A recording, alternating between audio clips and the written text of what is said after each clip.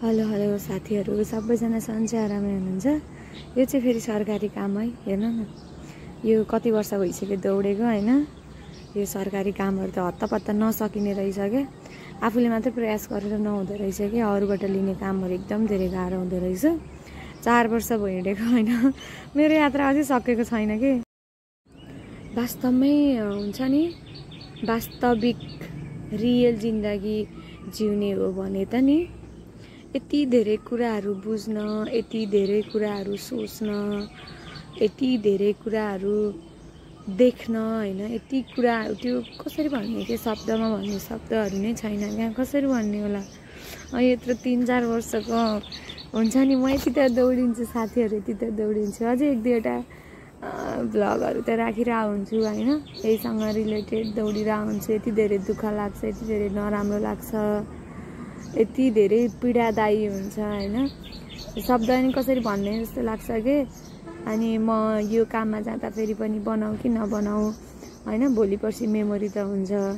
जिन्दगीमा हरेक कुरा राम्रो सुखको मात्रै मेमोरी हुन्छ भन्ने हुँदैन हैन। दुःख सुख भनेको एउटै हो।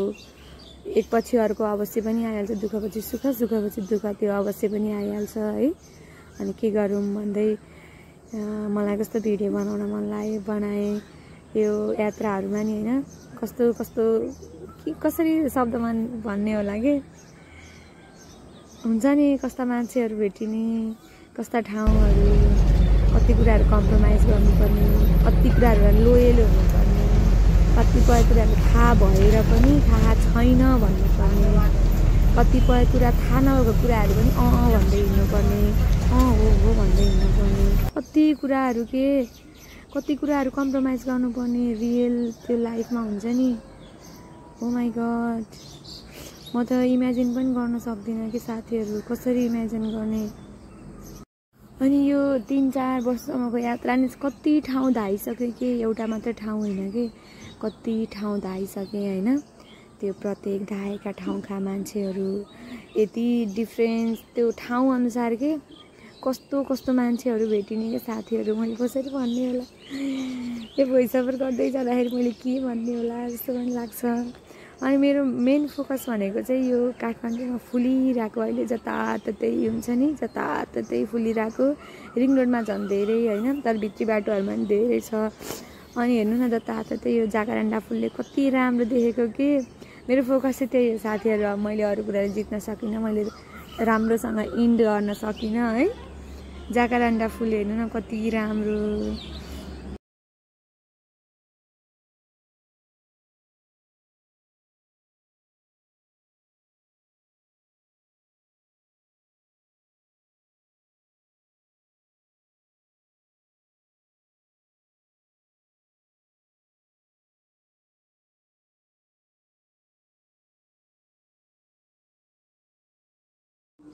अनि खासमा मलाई यो भ्लगिङमा चाहिँ एकदम धेरै इन्ट्रेस्ट हो के, एकदम धेरै इन्ट्रेस्ट हो हैन।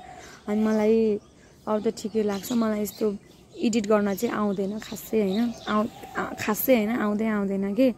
अनि र पनि कतै हिँडेको बेलामा चाहिँ यो कुराहरू राखौँ न भन्ने जस्तो लाग्छ। अनि कतिपय कुरा चाहिँ मन लाग्दैन हैन। जुन मैले अहिले भोइस ओभर गरिरहेको छु भन्दा स्टार्टिङको, यही भिडियोको स्टार्टिङको चाहिँ मलाई राख्ने इच्छा नै होइन। र पनि कुनै दिन चाहिँ मेमोरी हुन्छ भनेर मैले थोरै भए पनि राखेको हैन। एकदम धेरै इन्ट्रेस्ट भ्लगिङमा। अनि त्यसपछि मलाई एडिट गर्न आउँदैन। अनि हजुरहरूले त यो मेरो भोइस ओभर सुन्नुहुन्छ कि सुन्नु हुँदैन, सुन्नुभयो भने चाहिँ मलाई हेल्प गरिदिनु। मलाई एडिट गर्न आउँदैन, कुन एपबाट कसरी गर्ने भनेर जसले सुन्नुहुन्छ मलाई एकदम हेल्प गरिदिनु ल, please please please please please. मेरो एकजना साथीले चाहिँ तिमीले कस्तो सबै भोइस ओभर गर्छ भिडियो, जस्ताको तस्तै अपलोड गर न भनेर भन्नुहुन्थ्यो हैन। अनि मैले आज त्यो चाहिँ सकिनँ। मलाई कस्तो भोइस ओभर गर्न मन लाग्यो। मलाई एकदम धेरै हेल्प गरिदिनु है प्लिज। मलाई कति धेरै इन्ट्रेस्ट लाग्छ क्या हैन। यति धेरै इन्ट्रेस्ट लाग्छ कि खोइ पहिला चाहिँ यस्तो मन पर्दैन थियो हैन। त्यो कुनै कुराहरू पनि यो कुरा हुनैपर्छ, गर्नैपर्छ भन्ने जस्तो लाग्दैन थियो। अनि अहिले चाहिँ कस्तो धेरै यो भ्लगिङमा एकदम धेरै इन्ट्रेस्ट छ क्या। अनि यो चाहिँ यातायात व्यवस्था कार्यालय हो, एकान्त कुनाको हो।